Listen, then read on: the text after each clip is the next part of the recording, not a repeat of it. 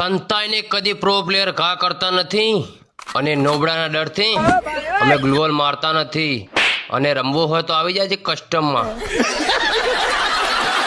અરે યાર, જિંદગીમાં કદી આ વિક્રમે ફ્રી ફાયર રમી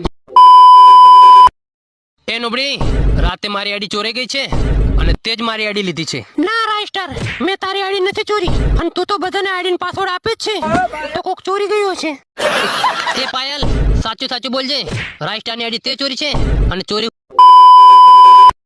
હે હટી જા, અમને મેડિકલ લૂંટવા દે, અમારે ગ્રાન્ડ માસ્ટરમાં જવું છે.